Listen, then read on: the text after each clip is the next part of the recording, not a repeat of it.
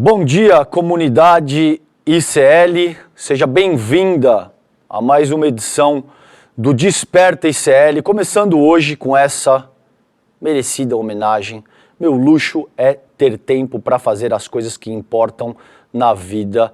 Queridíssimo Pepe Mujica, que nos deixou ontem, aos 89 anos. Bom dia para vocês, a gente está no ar pelas redes do ICL, do Eduardo Moreira, as nossas redes afiliadas também de rádio e televisão, ao vivo para todo o Brasil e para todo o mundo. Agora, exatamente 7 horas e 1 minuto da manhã, esse dia 14 de maio de 2025, hoje o Desperta comigo, César Calejão, aqui com a difícil missão de substituir meu queridíssimo amigo Fábio Panunzio, que em breve já volta para assumir o comando aqui do Desperta com vocês. Gente, a gente vai falar de muita coisa hoje. Vamos falar de Pepe Mujica, como não poderia deixar de ser.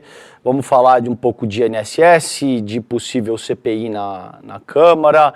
Vamos falar um pouco de internacional também, para que você comece o dia aí bem informado.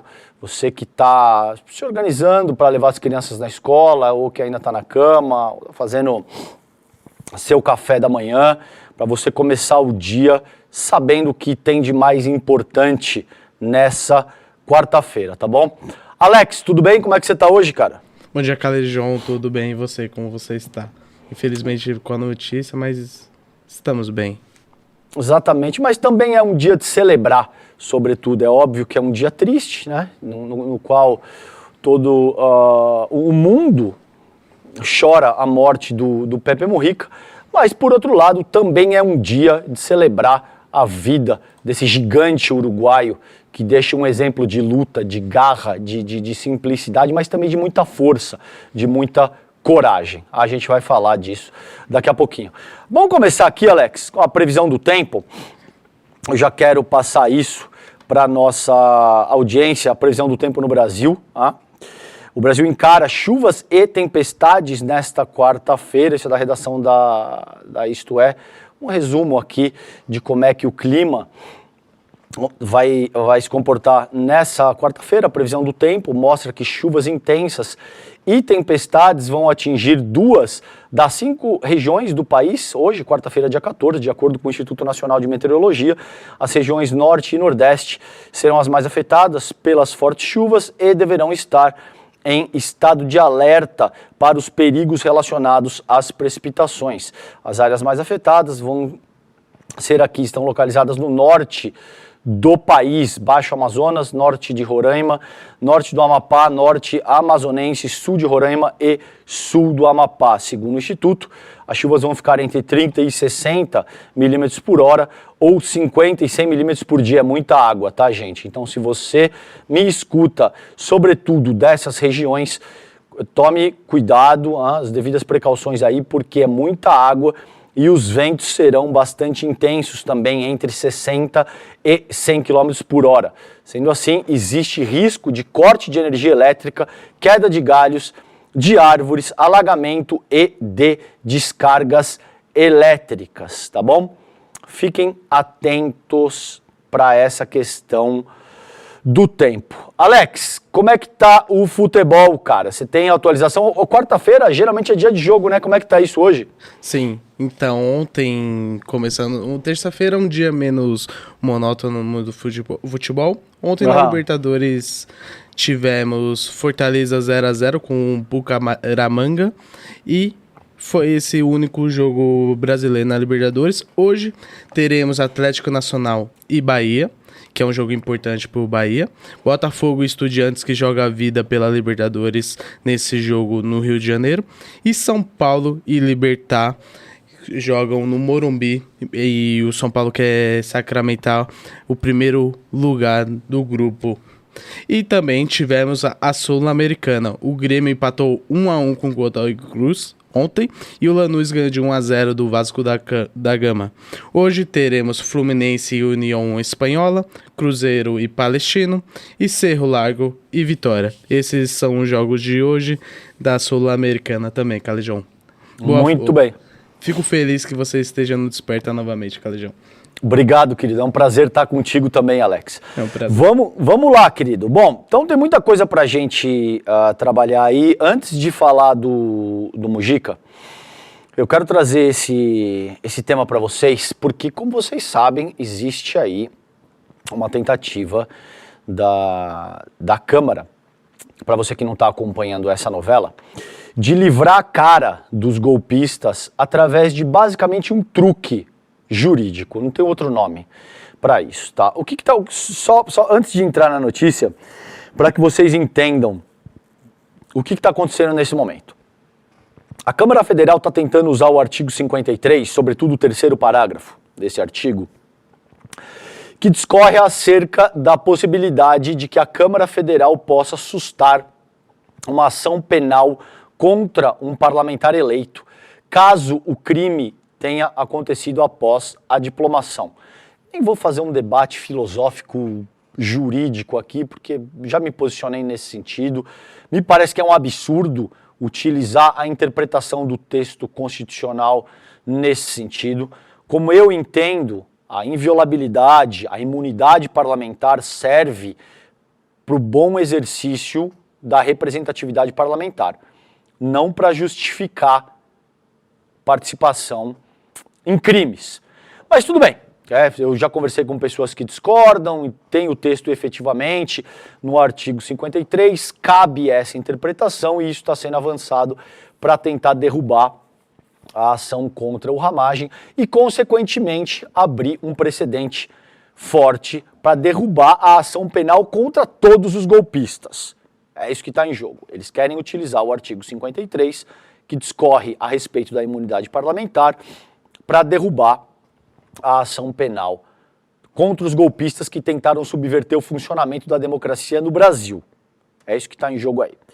Por outro lado, e eu já trouxe isso para o N1, o artigo 5º, incisos, o 43º e 44º incisos, dão conta de que tentativa de golpe de Estado é um crime seríssimo no Brasil, que não prescreve e é inafiançável, não passível de anistia.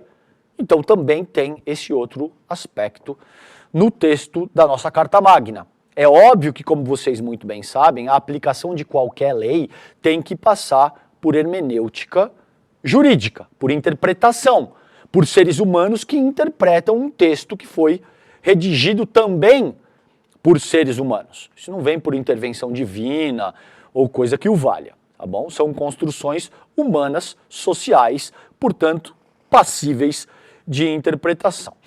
E aí, eles fizeram essa manobra, né? Isso passou pela CCJ, foi a plenário, no plenário foi aprovado, se eu não me engano de cabeça, por 315 a 143 votos, 315 votos a favor, e aí o STF formou maioria para derrubar essa aberração, né? Porque não faz o menor sentido o controle da constitucionalidade e a defesa do texto da nossa Carta Magna são exercidos pela Corte Constitucional do país, que é o STF. E a gente não pode ter a Câmara querendo se arrogar o direito de garantir imunidade para o cometimento de crimes, sobretudo para um crime tão sério quanto tentativa de golpe de Estado. Para todos os efeitos, e é isso que a gente vai ver agora, ainda que esse seja o caso, porque eu já discordo radicalmente como eu coloquei para vocês, sustar os crimes contra o Ramagem se aplicaria só para o Alexandre Ramagem e para 2 dos 5 crimes, os quais ele é acusado. Ele é acusado de 5 crimes, né? Tentativa de golpe de Estado, tentativa de derrubar de forma violenta o Estado Democrático de Direito. São 5 ao todo, que eu não vou lembrar de cabeça tudo aqui. Dano qualificado, ataque contra o patrimônio público tombado e associação criminosa armada. Esses são os 5, lembrei, é exatamente isso. Essa prerrogativa que eles estão tentando avançar se aplicaria somente para 2 crimes, que são os crimes cometidos durante o 8 de janeiro, portanto, após a diplomação do Ramagem como deputado federal. Seriam eles a questão do dano qualificado e o ataque contra patrimônio público tombado. Os outros 3 crimes, que aliás são os crimes de maior potencial ofensivo, continuariam valendo. Mas a Câmara está batendo o pé, está querendo medir força, está querendo anistiar os golpistas, né? E aí eles estão fazendo sucessivas manobras. É isso que a gente vai olhar agora com o texto aqui da Folha de São Paulo.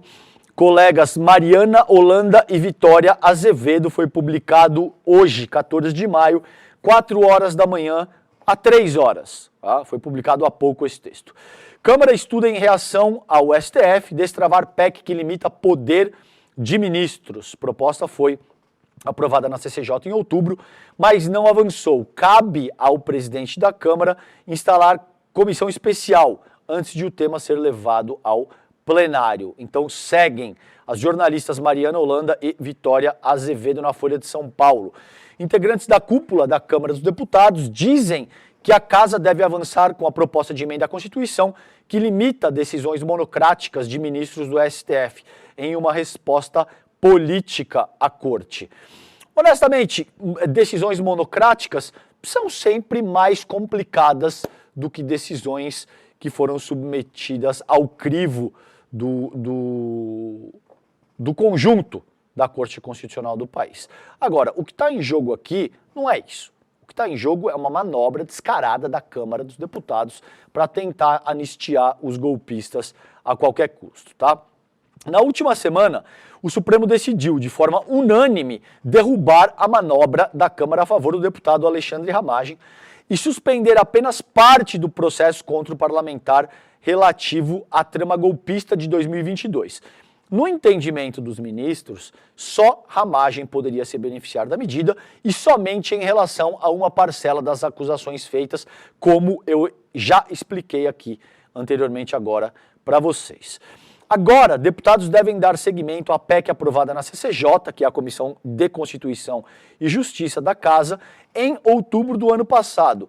Ela fazia parte de pacote que mirava a atuação do STF, diante da insatisfação de parlamentares com a decisão da Corte em suspender a execução de emendas parlamentares. E é importante que vocês entendam isso.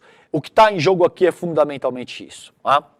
A partir do Eduardo Cunha, vem uma série de reformulações, também não vou me deter muito a isso, considerando o tempo que eu tenho para trabalhar com vocês hoje aqui, mas a partir do Eduardo Cunha, existe uma transferência de poder do Executivo para o Legislativo, e isso atinge o paroxismo com o Arthur Lira. Fundamentalmente, o que está acontecendo aí é que o Dino, principalmente o Flávio Dino, está querendo reorganizar a casa, está querendo dizer, olha, de forma hiper resumida, você não pode ter gasto discricionário nessa medida e vocês precisam indicar qual é o propósito do gasto, quem é que está assinando, estabelecer um mínimo. É incrível que eu tenha que ainda colocar isso de uma forma tão elementar e óbvia, mas é isso que está em jogo. A luta nesse momento do Flávio Dino é para dizer o seguinte, a gente precisa do mínimo de racionalidade para empregar o dinheiro do contribuinte brasileiro. Você não pode ficar alocando recurso de forma discricionária, sem dizer quem é que está mandando recurso para onde, por que está mandando, com base em qual propriedade científica, de análise, enfim. Você não pode ter a farra segundo a qual os parlamentares se acostumaram a atuar, principalmente a partir do Eduardo Cunha e agora nessa última gestão da mesa diretora da Câmara Federal com o Arthur Lira. No fundo é isso que está aí.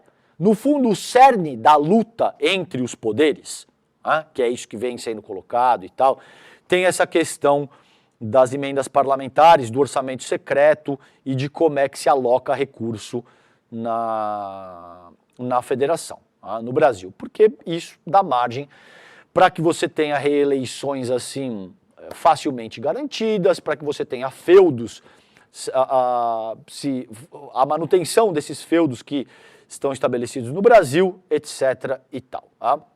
Oriundo do Senado, a proposta restringe o poder de os magistrados do tribunal derrubarem, por decisão monocrática, que é individual, leis aprovadas pelo Congresso. Pelos ritos das PECs, cabe ao presidente da Câmara criar uma comissão especial para discutir a proposta, o que não ocorreu na gestão Arthur Lira após aprovação na CCJ. Caso chancelada nessa comissão, ela segue para análise em plenário.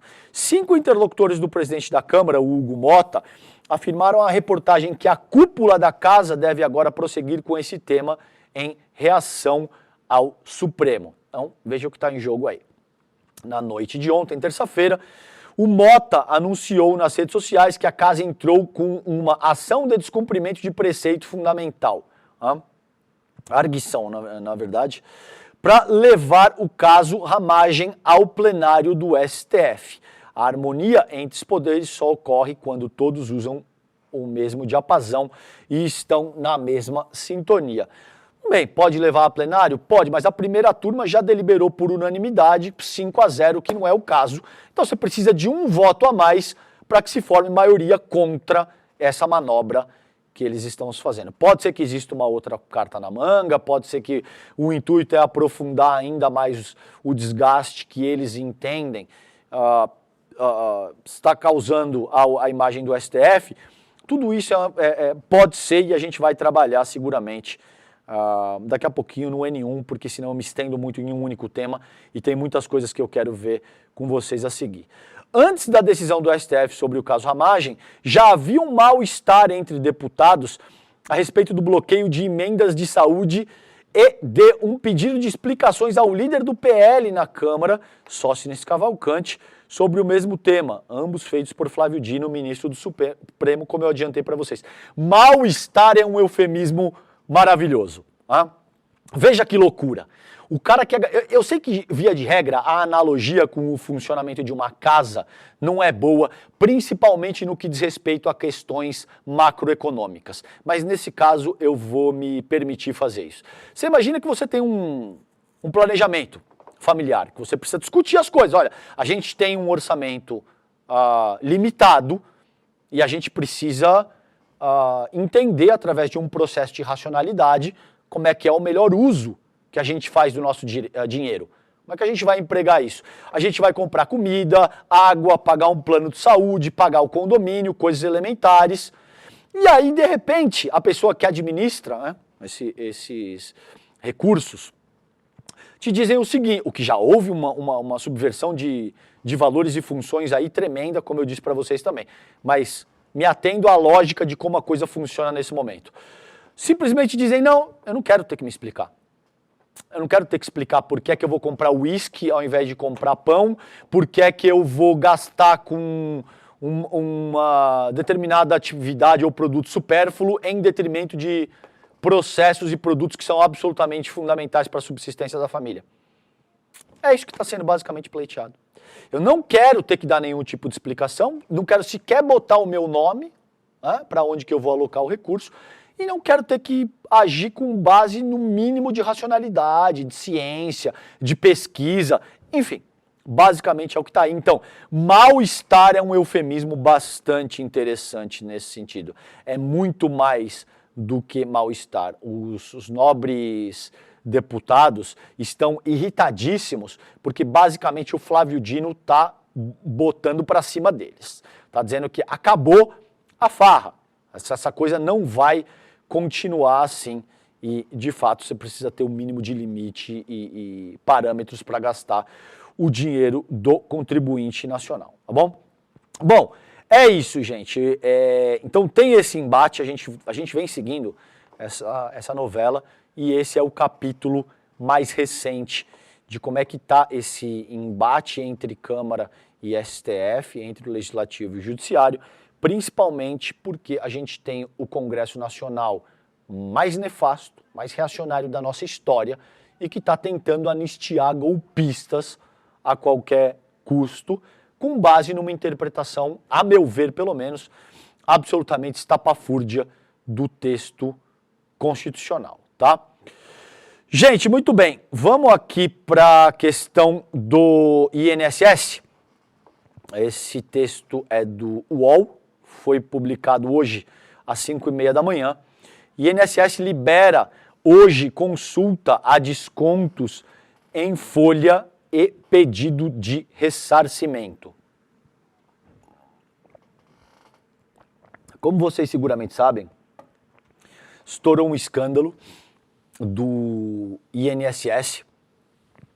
E, basicamente, os bolsonaristas dizem que a culpa é do governo Lula. A gente já trabalhou isso aqui em outras ocasiões. O escândalo começa ali.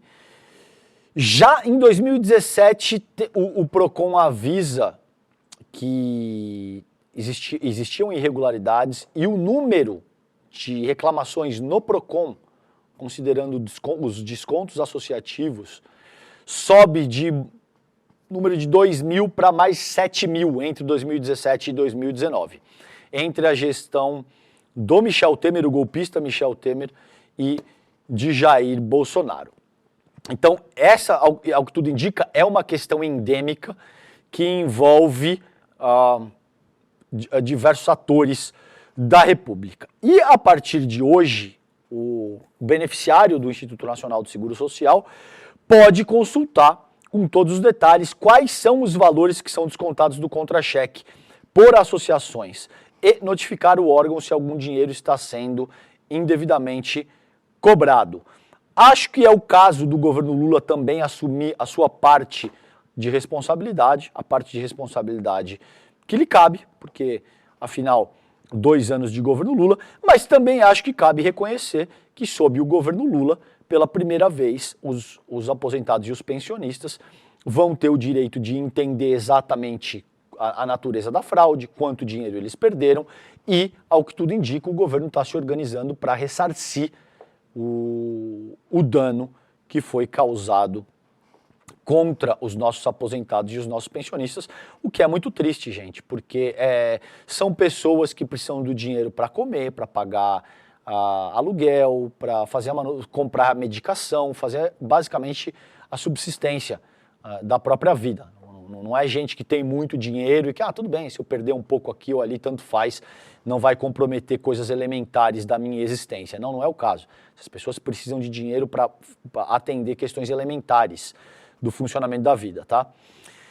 Essa é a terceira etapa do plano do INSS para ressarcir aposentados e pensionistas que tiveram descontos feitos de forma ilegal por diversas associações, após a situação ter sido descoberta pela Polícia Federal durante um inquérito. A previsão é que os valores comecem a ser pagos a partir de 26 de maio, daqui um pouco menos de 2 semanas, então hoje é dia 14, segundo estimativa do INSS ao UOL.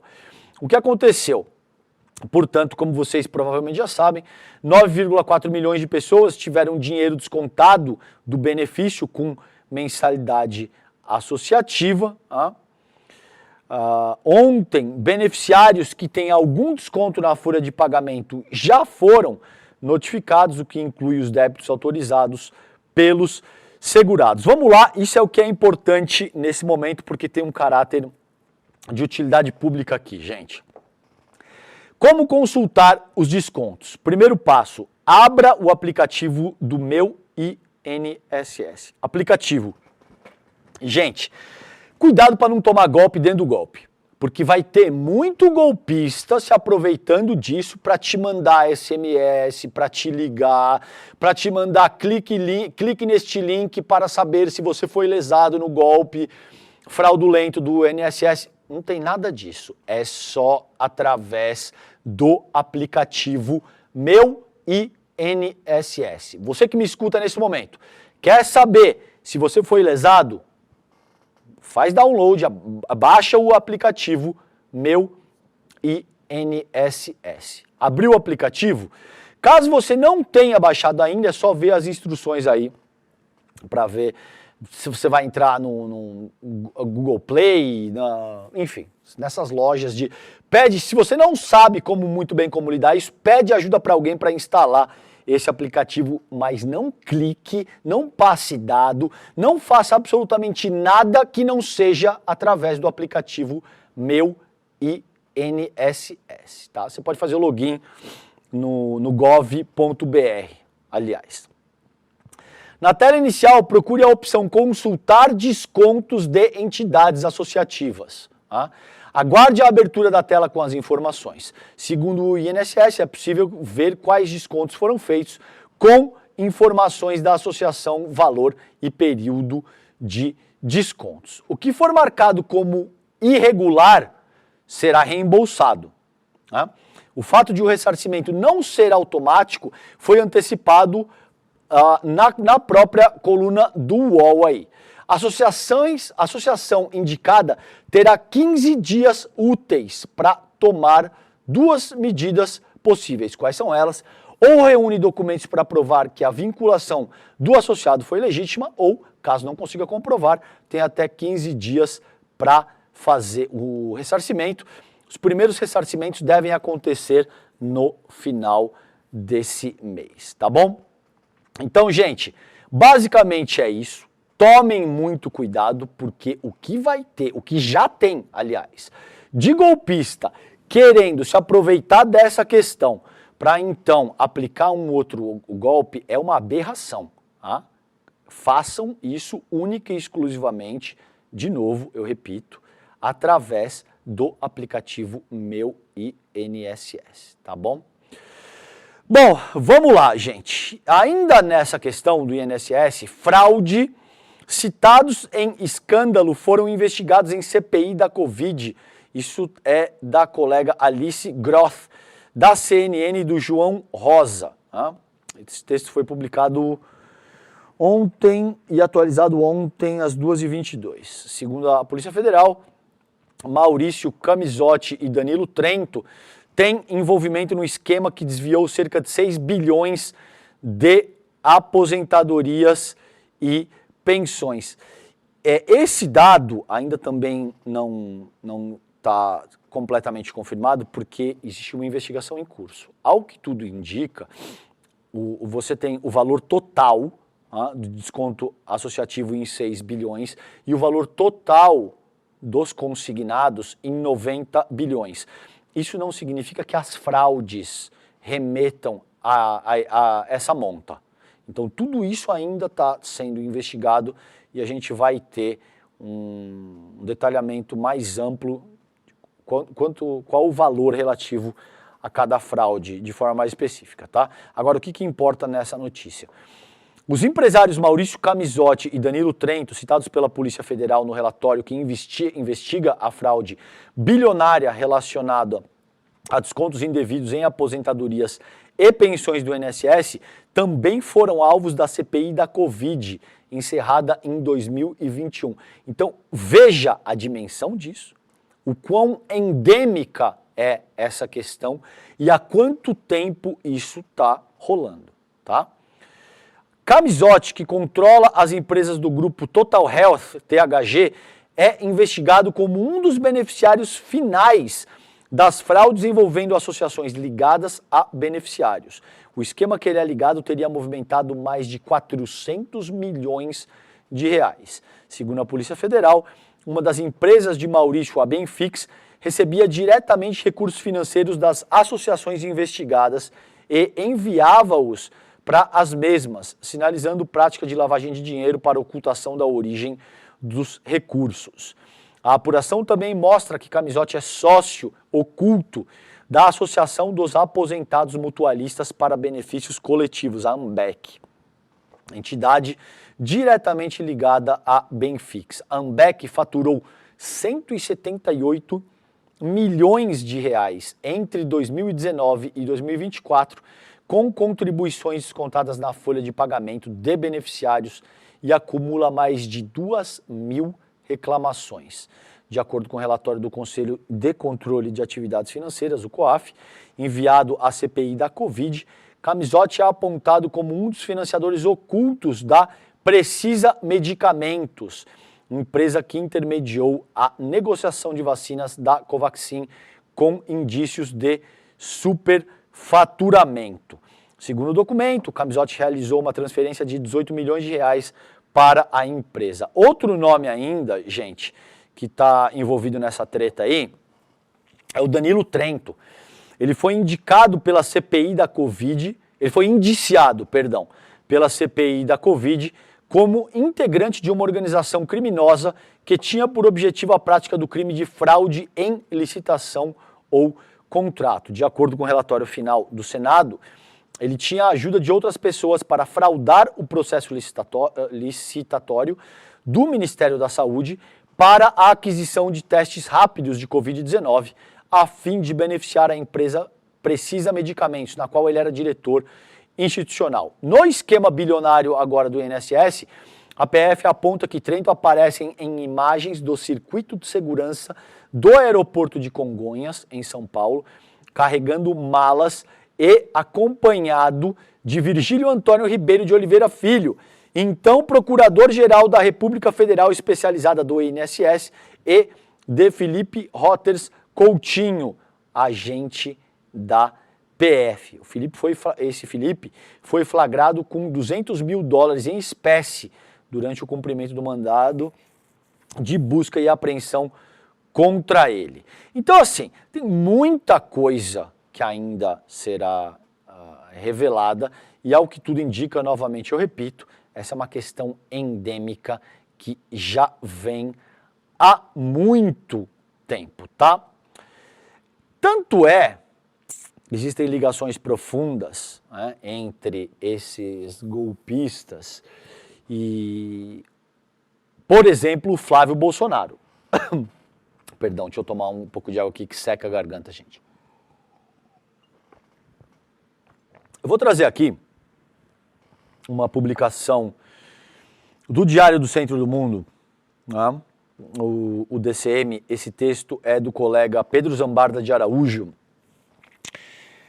Foi publicado em 13, ontem, dia 13, 7 horas e 7 minutos da noite. Empresário citado em fraude do INSS esteve em viagem de Flávio aos cassinos dos Estados Unidos. Então, olha aí, acabamos de falar dele, o Danilo Trento, amigo de Flávio Bolsonaro, o 01, segundo o texto do jornalista Pedro Zambarda aqui para o DCM. O que diz o Zambarda, o texto do Zambarda? O esquema bilionário de fraudes no INSS envolve nomes que já estiveram na mira da CPI, como eu acabei de ler anteriormente para vocês, que foi encerrado em 2021, incluindo os bolsonaristas Maurício Camisotti e Danilo Trento. No esquema de 6 bilhões do INSS, a Polícia Federal aponta que Trento, empresário, aparece em imagens do circuito de segurança do aeroporto de Congonhas, em São Paulo, carregando malas e acompanhado de Virgílio Antônio Ribeiro de Oliveira Filho, então Procurador-Geral da República Federal, especializada no INSS, e do Felipe Coutinho, que é esse agente da PF. Ele foi flagrado com $200 mil em espécie. Quem nunca, né? Quem é que não anda com $200 mil em dinheiro? Coisa trivial, vai que você precisa comprar alguma coisa, é bom você estar precavido com mais de 1 milhão de reais em espécie. Óbvio, né? Comprar mais de 50 imóveis em espécie também, algo assim super tranquilo e corriqueiro no Brasil. Ele foi afastado, esse policial, o Felipe Coutinho, do cargo por determinação judicial. Então, vamos ver aqui, o DCM teve acesso a informações do contrato que a Precisa Medicamentos, o que eu já li anteriormente para vocês, tá? E aqui o texto do Zambarda mostrando a relação entre o Trento, que admitiu em 23 de setembro de 2023 que viajou a Las Vegas, nos Estados Unidos, em depoimento à CPI da Covid, ele admitiu isso no Senado Federal, e os senadores da comissão suspeitam que ele tenha ido à cidade com o senador Flávio Bolsonaro, filho mais velho do ex-presidente Jair Bolsonaro. Trento fez uso do direito ao silêncio com base em decisão do STF e não revelou o nome do parlamentar que o teria acompanhado nem a data da viagem. Ele disse que viajou em voo comercial. Em janeiro de 2020, os senadores Flávio e Irajá Silvestre, filho de Cátia Abreu, foram aos Estados Unidos, passaram 8 dias em Miami e em Las Vegas, com diárias pagas pelo Senado Federal. Quem autorizou a viagem dos dois em missão oficial foi o então e agora também presidente da casa, o Davi Alcolumbre. Ao todo, Flávio e Irajá receberam R$26.928,72 centavos reais, né, para custear as hospedagens. Ou seja, meu povo, tem muito mais nessa história. A gente está vendo, por exemplo, figuras como o Rogério Marinho, figuras como o Flávio Bolsonaro batendo no peito que eles querem CPI, que eles querem CPMI. Se o Alcolumbre não avançar com isso, eles vão botar o Hugo Mota. Se o Hugo Mota não botar isso, eles vão apelar para direito da minoria via STF. Eles querem porque querem CPI ou CPMI do INSS, porque eles sabem que o tema da corrupção foi amplamente utilizado pela Lava Jato, muito antes disso ainda, durante o Mensalão, faz pelo menos 20 anos que esse tema vem sendo utilizado para desgastar a imagem do Partido dos Trabalhadores, do Lula e da esquerda de uma forma mais ampla. Agora, isso pode ser um baita tiro no pé. A gente vem fazendo essa análise aqui no ICL, isso pode ser um baita tiro no pé, assim, por exemplo, como foi a questão do 8 de janeiro. Queriam tanto, veja como é que essa questão encontra-se hoje em dia. A gente vai seguir acompanhando esse processo. Gente, vamos para o tema central de hoje, que é Hasta Siempre, companheiro Mujica. Ontem, eu diria, o campo humanista, gente, eu não diria só a esquerda ou todo mundo que tem um mínimo de humanismo no coração e todo mundo que luta para a construção de um mundo menos desigual, menos violento, sofreu uma perda duríssima, porque senhor Pepe Mujica nos deixou aos 89 anos. Antes de ler essa matéria, que está no iclnoticias.com.br, eu vou pedir para o Alex rodar um vídeo que eu separei para mostrar para vocês. Alex, está na agulha isso para a gente rodar, querido? Sim, só chamar. Vamos lá, pode mandar ver aí, cara. O logras ser feliz con poco y liviano de equipaje, porque la felicidad está dentro tuyo, o no logras nada. Esto no es una apología de la pobreza, esto es una apología de la sobriedad. Pero como hemos inventado una sociedad de consumo, consumista, y la economía tiene que crecer, porque si no crece es una tragedia. Inventamos una montaña de consumo superfluo y hay que tirar y vivir comprando y tirando. Y lo que estamos gastando es tiempo de vida. Porque cuando yo compro algo, o tú, no lo compras con plata. Lo compras con el tiempo de vida que tuviste que gastar para tener esa plata. Pero con esta diferencia. La única cosa que no se puede comprar es la vida. La vida se gasta. Y es miserable gastar la vida para perder libertad. E é miserável gastar a vida para perder a liberdade. Assim, uma das mentes mais sensíveis, mais capazes, mais coerentes, mais corajosas, um sujeito de uma fibra moral inacreditável, um ex-guerrilheiro tupamaro, enfrentou com a coragem, com a disposição que pouquíssimas pessoas que já pisaram nesse planeta têm. Pepe Mujica nos deixou ontem. Alex, fecha o teu áudio, querido, por favor, porque vaza aqui o...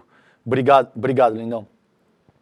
Vamos lá, para a publicação do iclnoticias.com.br. Hasta Siempre, corpo de Mujica será velado a partir de hoje. O presidente do Uruguai, o Yamandu Orsi, informou em suas redes sociais ontem, 16 horas e 14 minutos, a morte do ex-presidente do Uruguai, ex-deputado, ex-senador, ex-guerrilheiro urbano, ex-preso político, uma lenda, um gigante do humanismo, não só da esquerda mundial, mas do humanismo mundial. Uma figura que entra aí no panteão dos gigantes da América Latina.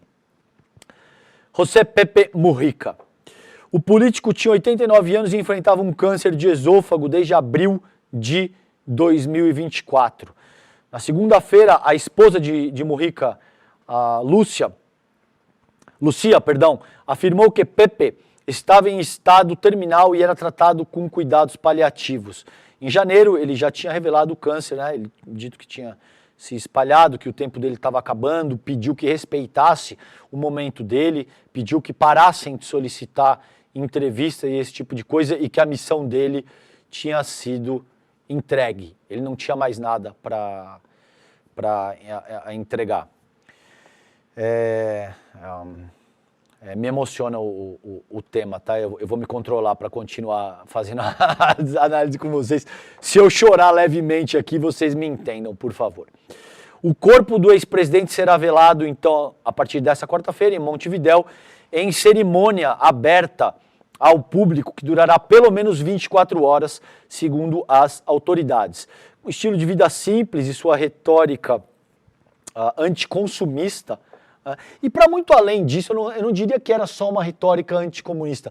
Eu diria que é um exemplo de vida profundamente humanista e que entendia como pouquíssimas pessoas que chegaram a uma posição de tanto poder, que a vida se desgasta, que a vida é passageira, que a gente, como diria o Oscar Niemeyer, que você vem, conta uma história e vai embora.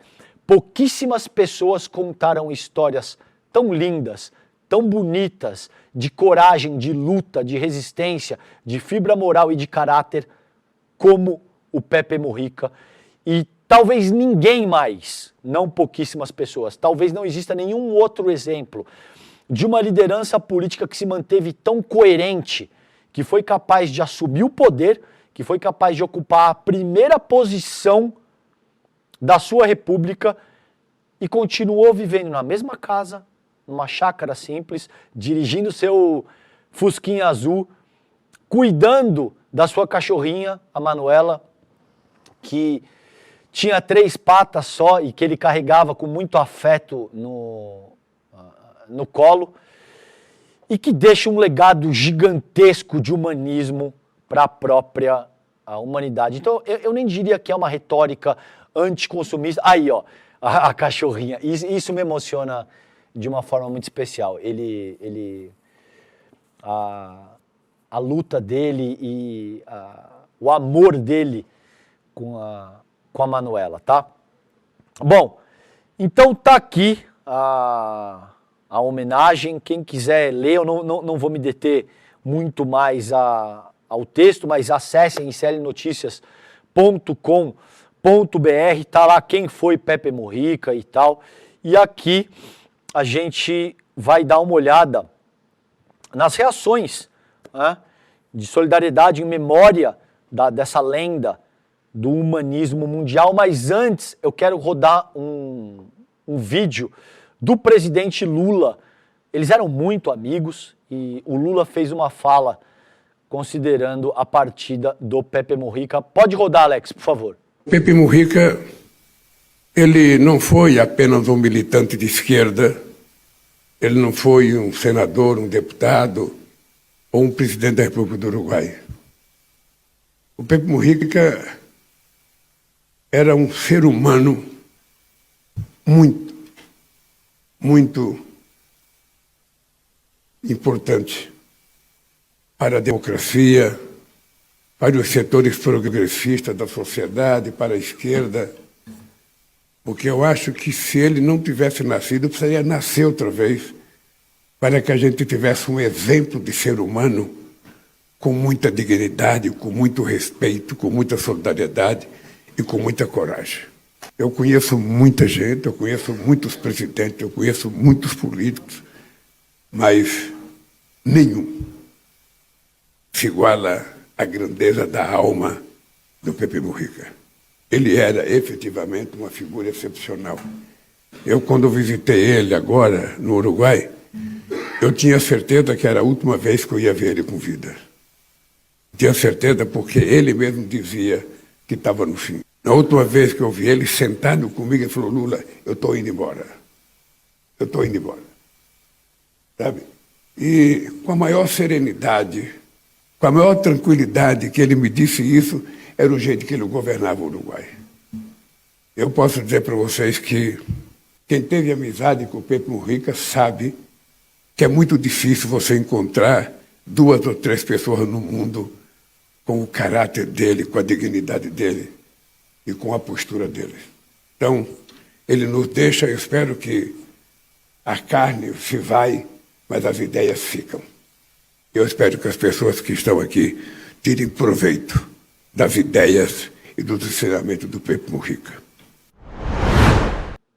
É isso. E esse é um aspecto, o Lula toca num ponto importante que o William De Luca tocou ontem no N1, que é a forma como o Pepe lidou com a própria morte também, o nível de sobriedade, de coragem, de fibra moral, segundo o qual ele sempre viveu, ele utilizou para encarar os seus momentos finais também, e isso o Lula também colocou, eu acho que vale a pena ressaltar também. Então aqui, Alex, a gente tem as reações ao falecimento do Pepe Mujica, esse texto é da AFP. Adeus, amigo, velho querido, figura excepcional. O Uruguai e líderes políticos de todo o mundo choraram a morte ontem, terça-feira, do ex-presidente uruguaio José Pepe Mujica, aos 89 anos, vítima de um câncer. Desde o anúncio do presidente Yamandu Orsi na Rede X sobre o falecimento do carismático ex-guerrilheiro, as reações de solidariedade em memória do ex-dirigente se multiplicaram. Vamos sentir muito a sua falta, velho querido. Obrigado por tudo que você nos deu e por seu profundo amor por seu povo, disse Orsi. O ex-presidente uruguaio Luiz Lacalle Pou, que é um homem de direita, veja, ofereceu seu respeito, abre aspas, e saudação para seu partido político, seu povo e sua companheira de vida. Isso me faz destacar o que é bom e as coincidências, disse ele no X. O Lula acabou de dar esse depoimento aí que vocês assistiram. Gustavo Petro o classificou de grande revolucionário. Adeus, amigo. A presidenta do México, a Cláudia Sheinbaum, também o considerou um exemplo para a América Latina e o mundo inteiro por sua sabedoria e sua simplicidade. Então aí, de diversos líderes ao redor do mundo, a ex-presidenta argentina, Cristina Kirchner, dizendo: a América Latina se despede de um grande homem que dedicou sua vida à militância e à sua pátria. O Jean-Luc Mélenchon, o líder da esquerda francesa, agradeceu a Mujica por toda a coragem e pelo exemplo.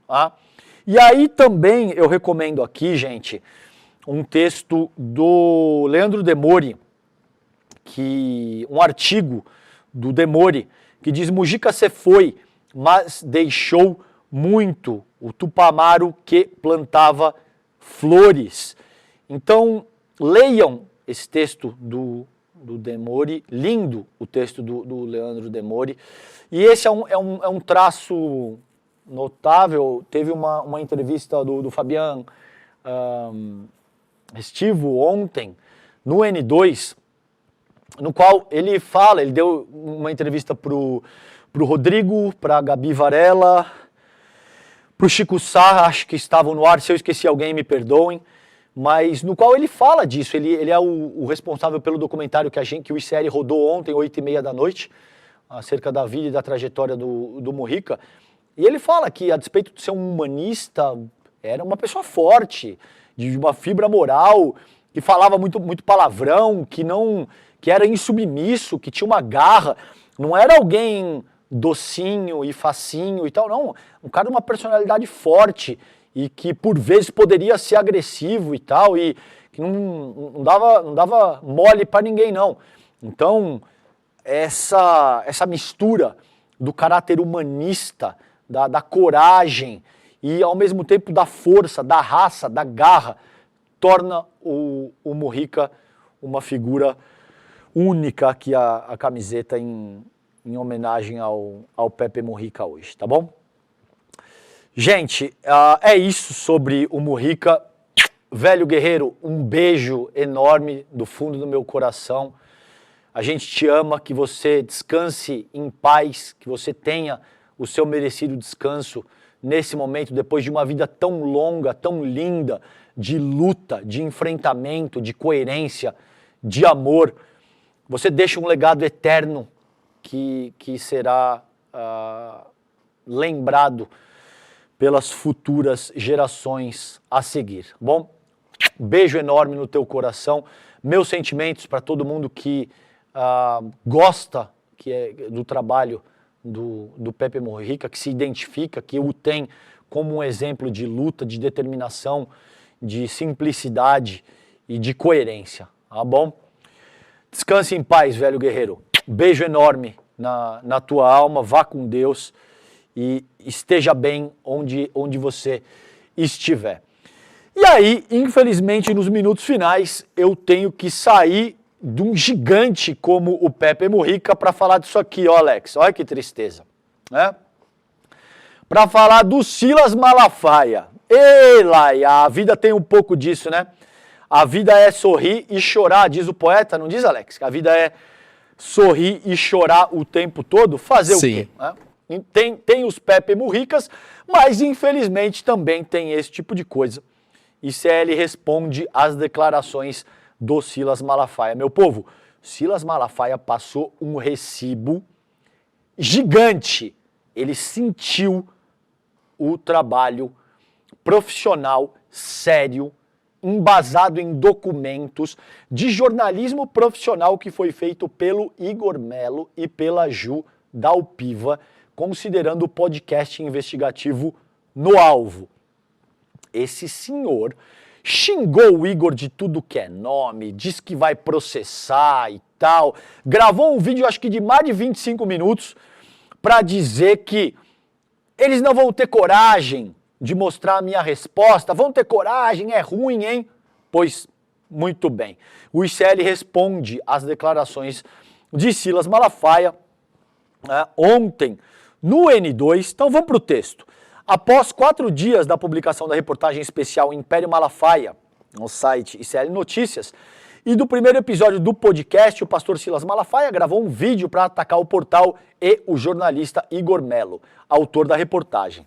O ICL reitera a publicação e a defesa da integridade e do trabalho de seus profissionais. A Abrage também soltou uma nota, porque não foram só insultos. O Malafaia publicou uma conversa que ele teve com o Igor Melo, dando publicidade a dados pessoais do Igor Melo. O Malafaia sabe o que isso significa. Ele está colocando a integridade física do nosso jornalista, do Igor Melo, em risco. Ele está fazendo isso de forma deliberada. O Malafaia não é nenhuma criança ingênua. Ele sabe, ele está incitando a turba dele contra o Igor Melo e contra o ICL de uma forma mais ampla. E ao publicar dados sensíveis, pessoais do Igor Melo, ele está colocando a integridade física do Igor Melo em risco. Ele sabe muito bem o que ele está fazendo aí, né? O pastor não apontou nenhum erro de informação a ser corrigido. Por isso, o ICL Notícias vai explicar 3 pontos da fala dele para tratar de alguns aspectos centrais da reportagem que se repetiram ao longo do vídeo do pastor. Ele diz de família pobre. No vídeo, o Malafaia diz: eu não vim de família pobre.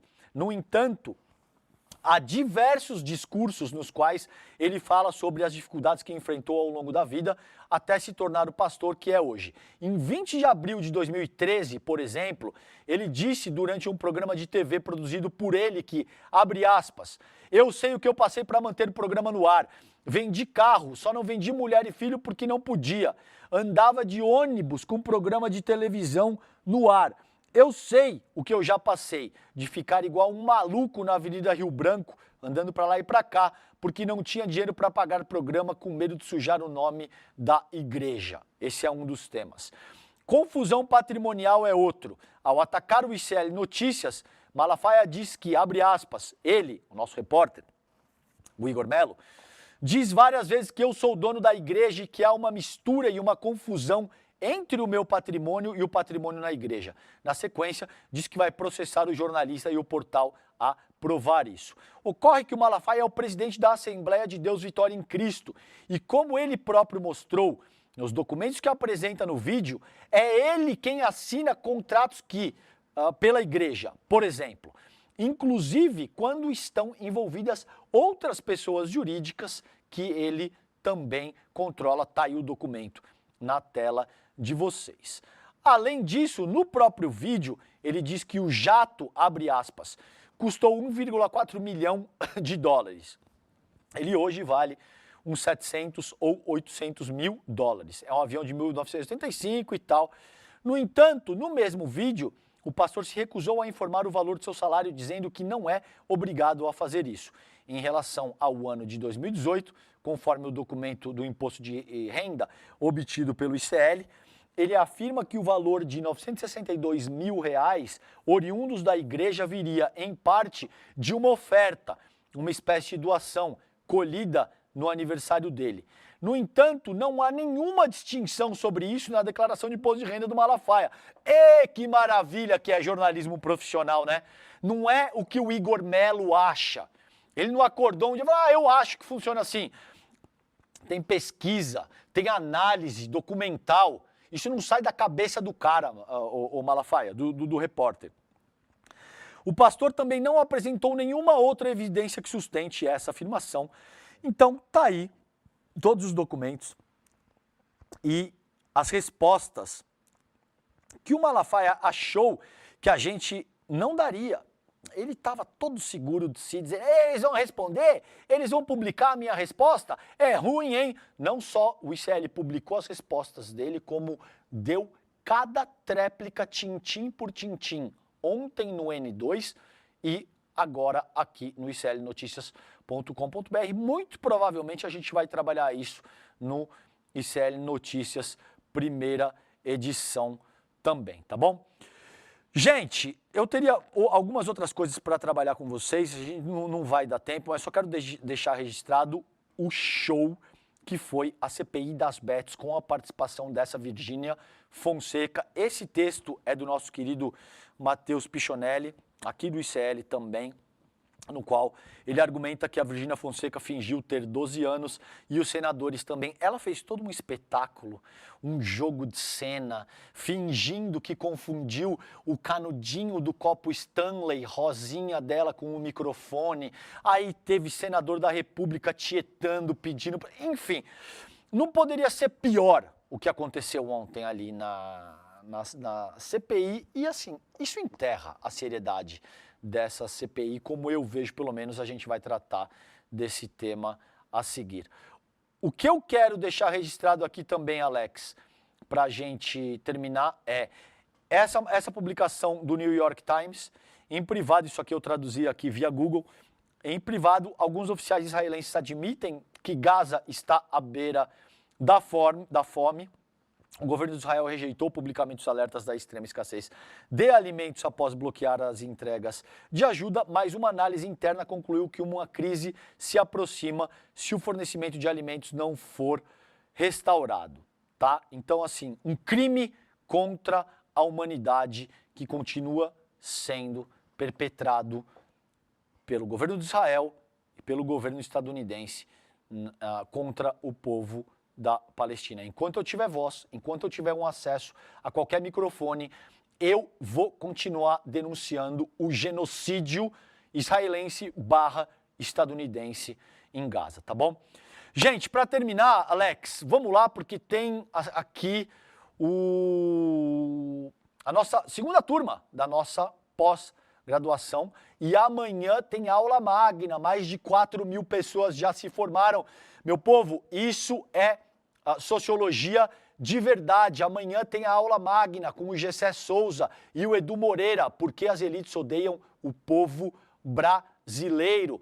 Se inscreve aí, entra agora pelo link despertaicl.com.br.